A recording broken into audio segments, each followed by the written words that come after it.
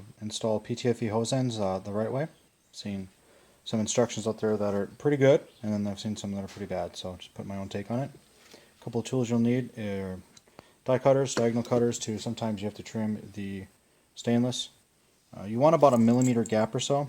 So I had taken apart a feeler gauge tool set a long time ago and just make a millimeter out of these two here. The hose end, of course, I like to open up the end with a punch of some sort just to make it out around, and then I use a small screwdriver to press it apart. And then a little bit of assembly lube. Now, this stuff is used for a lot of stuff and it works really well for this. So we'll set you up here. Alright, so we'll just give the vise point of view. What you really want to start with is you're going to want some safety gloves as well. Some of these parts are sharp, so I do recommend a soft jaws of some sort in your vise. These are the Earl's ones. They work pretty well. I just got them. I like them so far. So when you take apart your PTFE fittings, it's different from a standard AN. This is really a three-piece setup. So you've got your one end here. This will end up coming in, and then your ferrule or olive. And you can see if we can get in here. You can see there's a ridge. Focus.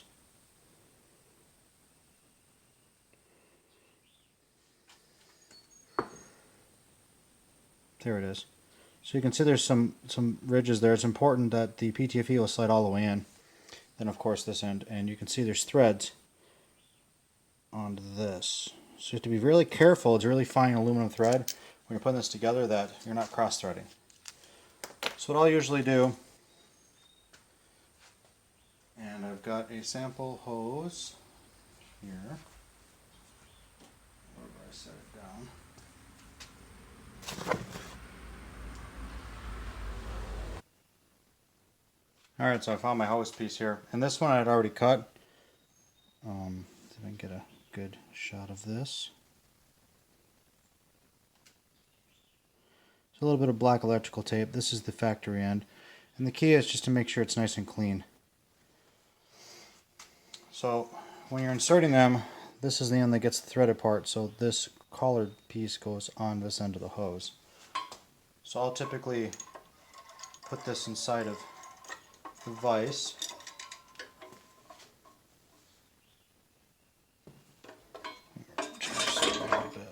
Put that inside the vise.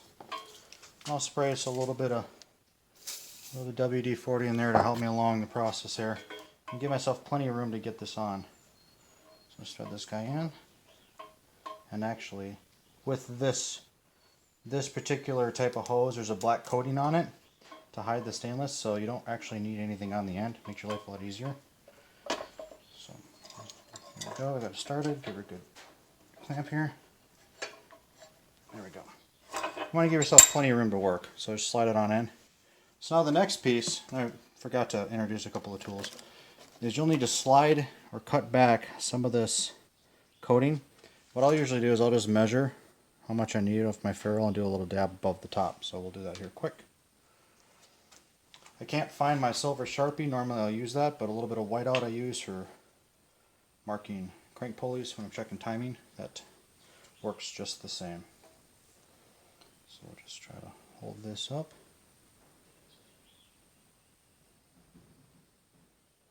It doesn't take much, just a dab, just to tell you kind of how much you want to take off there.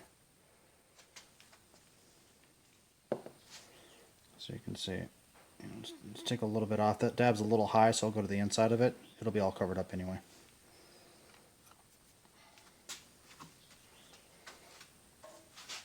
So I'll typically throw this in here.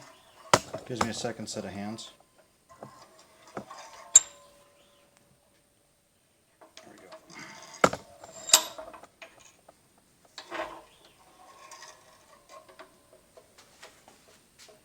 There we go.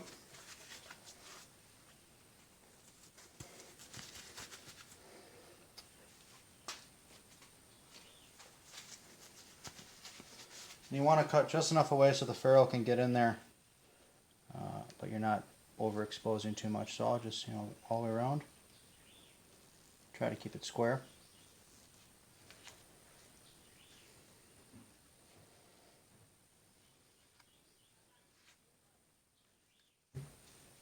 And then I'll just run a slice down the top. There you go.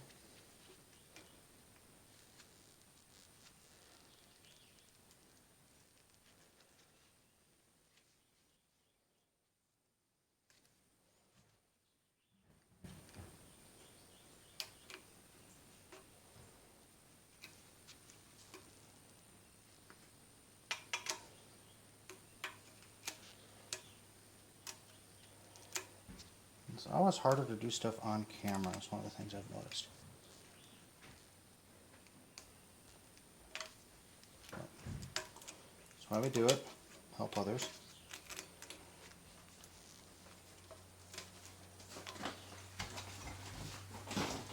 Let's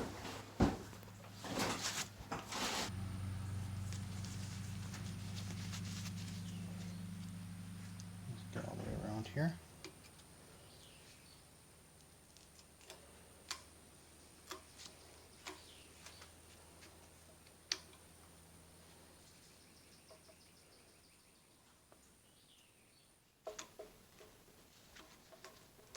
There we go. So now that's sliced out. Now the rest of this is, if you've done any sort of AN or hose assembly, next step, you want to spread this out a little bit. I like to use a small screwdriver and just open her up as best as I can. Push her on the edge. The key is to make sure you can get your Oliver ferrule all the way on there, which I'll show you in 1 second here. Another thing, I use an air tool to cut my ends off. I don't have a chop saw, but I use, good old Harbor Freight air tool, cutoff wheel. Works well. I've got air in the shop here, so. But sometimes you end up cantering a little bit on your cut, and you don't end up exactly straight. So let's see if we can see how that's opened up here. And that edge isn't perfectly straight, so I'll hit it with a razor blade, flatten it out, and then open it up.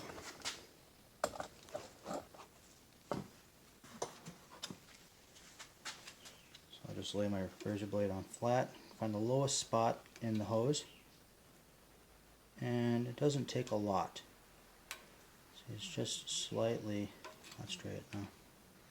You don't have to do this, but because I like to make my cuts as square as possible, I usually take the extra time just to make sure this is perfectly flat.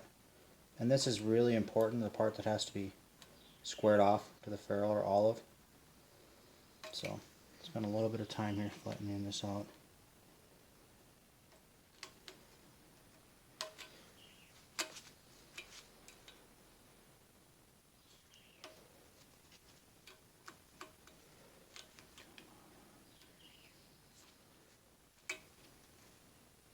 You can see how many times I've caught the stainless mesh with my gloves. That's why I keep them on for this part. Not a fan of doing these hose types because I've checked at my fingers quite a bit. So I'll just shove this in there, ram it a little bit around it, and then we're good to go. So I'll usually use a little bit of WD-40 on this as well.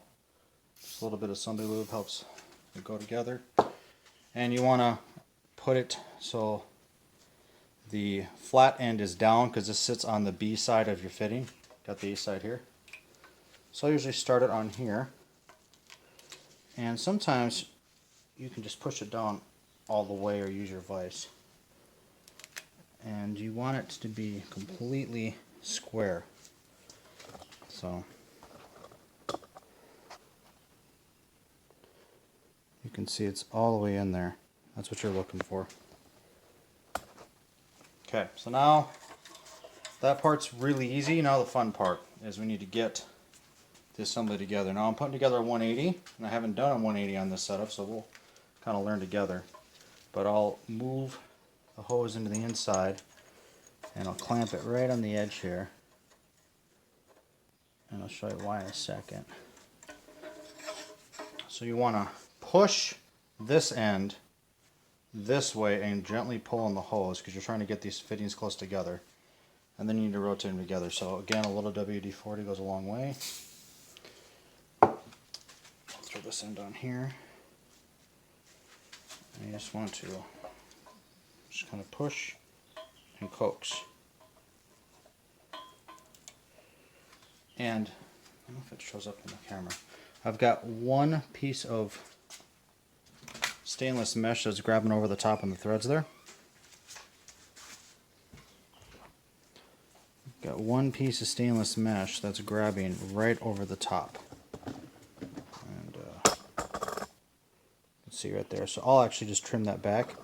You don't want to have any of that get in the threads, so you can see just a little bit there. So that's why I've got the die cutters here, so I'll back this up just a little bit. And we'll just trim this guy here.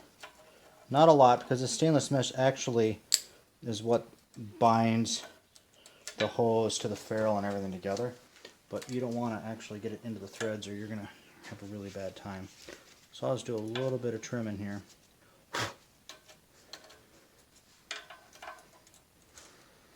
And pull it away. Here we go. So push it back together again.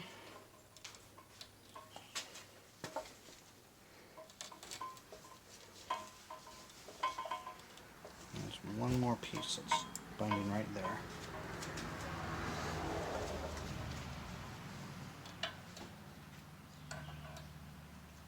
Again, these are steps you probably don't have to take, but I'm somewhat of a perfectionist, so make sure this is done right. Okay, so now I'm up as far as I can go. Now, if you're using a straight 90 or something, use a chunk of wood and push. I should be able to just lean on this to get her tight. So, adjustable in so I don't mar the end up. And here's the fun part, is getting in here.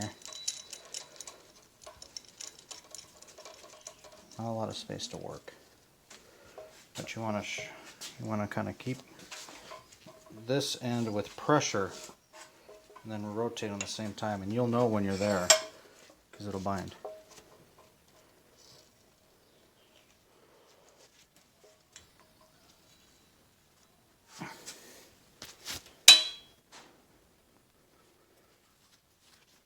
Alright, so do just a little bit of adjusting.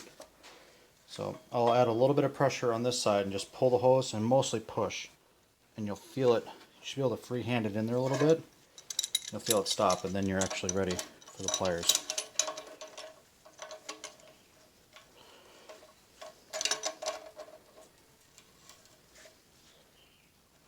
I like to maintain pressure because if you remember, they're really small aluminum threads and you don't want to strip them. But it looks like we're well on our way here. And alright, stop the video. This is getting a little long, but essentially you want to get it down to where it's about a millimeter gap. And there you are, the hose end. I like to try to line up the ends as much as I can.